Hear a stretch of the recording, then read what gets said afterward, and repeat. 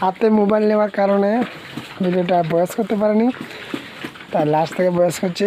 Welcome to Tripura farming channel সবাইকে। আজকে এখন বিকেল বাজে 4টে। শুকর যা পরিমাণ চিল্লাচ্ছিলাম, ঘুমাচ্ছিলাম, তো উঠে শুকরের খানা নিয়ে আসলাম। দেখো খাবার কী কী এনেছি, ভাত কুড়া, আর এখানে পোলট্রির অল্প ফিড আছে, এগুলো সাদা শুকরগুলোকে দেবো।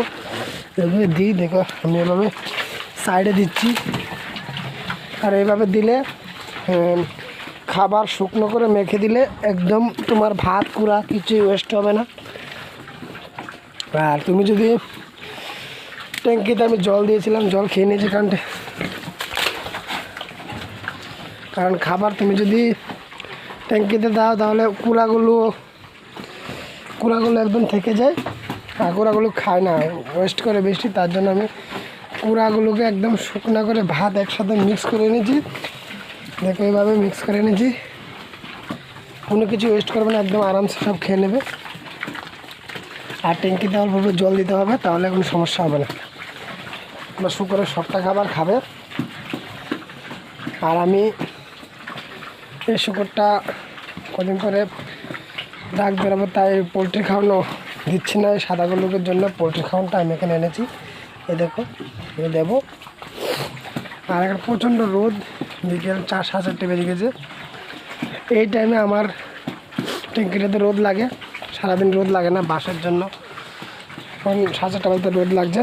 আর আমার শুকরের টাইম হয়ে গেছে সকাল 9টা, আর বিকেল 4টার সময় খাবার দিতে হয়ে যায়। আর দিবেলা দিতে হয় না, না দিলে এত পরিমাণ চিল্লাচিল্লি করবে। দেখো এখানে খাবার দেওয়াতে দুটো আরামসে খেলে দেখো, এখানে একটা খাবার রাখবে না, সব খেয়ে ফেলবে।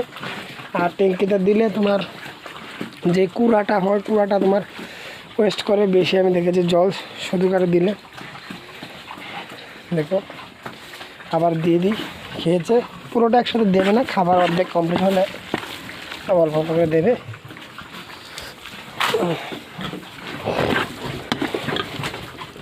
দেখো মানে খাবার জন্য একদম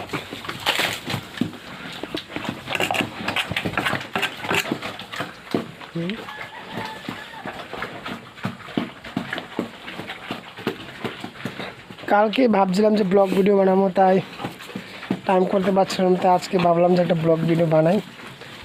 এত প্রচণ্ড রোদ যে ক্যামেরায় ভালো করে দেখাও যাচ্ছে না মনে হয়। দেখো এভাবে দিলে তোমার একটু খানা ওয়েস্ট করবে না, পুরোটাই খেয়ে নেবে। ভাত আর ওটাকে একদম মাখা মাখা করে, বেশি নরম করলে জলটা চলে যাবে, তাই একদম নর্মাল করে মাখিয়েছি। সবটা খাবার খেবে। দেখো এখান দিয়ে যে খাবারটা আছে সবটাই খেয়ে নেবে লাস্টে আস্তে আস্তে করে। আর ট্যাঙ্কিতে অল্প জল দিতে হবে, জল শেষ হয়ে গেছে। এটাতে জল শেষ, এটাতে জল শেষ।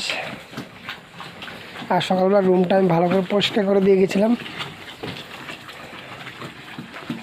আর দেখো আমি কাঠের দরজাটা এভাবে বানিয়ে দিয়েছি, যেমন প্রথম দেখতে পাচ্ছি যে শুকরগুলো এখান থেকে কীভাবে লাফ মেরে আসছে। কারণ এগুলোকে যদি টাইম মতো খানা না দেওয়া হয় অনেক জ্বালাতন করে, তাই আমি টাইম টু টাইম খানা দিয়ে দিই। সকাল 9টা বিকেল 4টে, আর কোনো প্রবলেম হয় না। এখন খানা দিয়ে যা সারা রাত লাগবে না, আবার সকাল 9টায় একবারে দেবো, সারাদিন আর লাগবে না। 2 টাইম করে খানা দেবো।